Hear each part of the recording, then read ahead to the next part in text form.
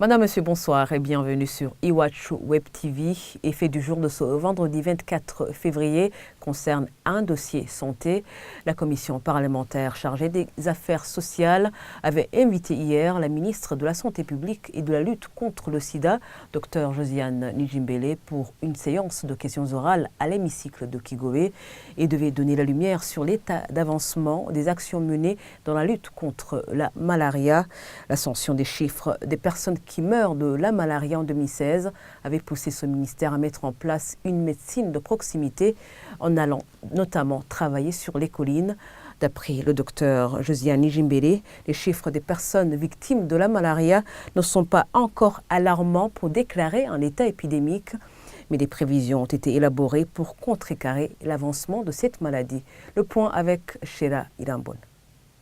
La ministre de la Santé publique et de la lutte contre le sida s'était rendue à l'hémicycle de Kigobe sur invitation de la commission parlementaire des affaires sociales.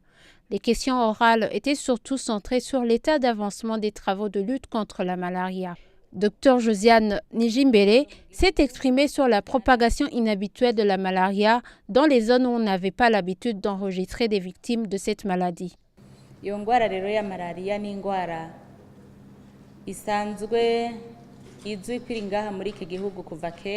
La malaria est une maladie connue depuis longtemps au Burundi.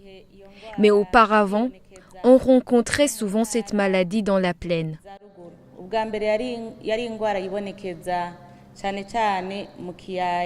Des parlementaires ont voulu savoir si la malaria ne s'était pas annoncée comme une épidémie et si c'était le cas, ce que le ministère prévoit de faire.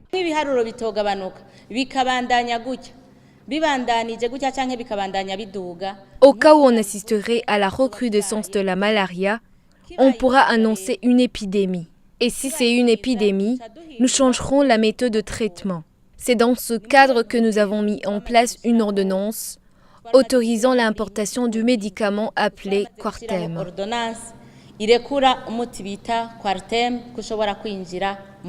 Selon le docteur Nijimbélé, le nombre de malades souffrant de la malaria a seulement diminué de 20%, des chiffres pas satisfaisants.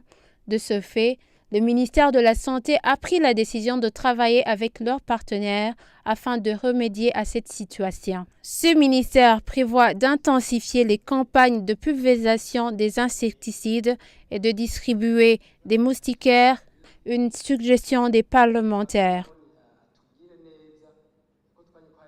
Et voilà, c'est ici que nous mettons fin à ce fait du jour. Merci de l'avoir suivi et restez fidèles à iWatch Web TV.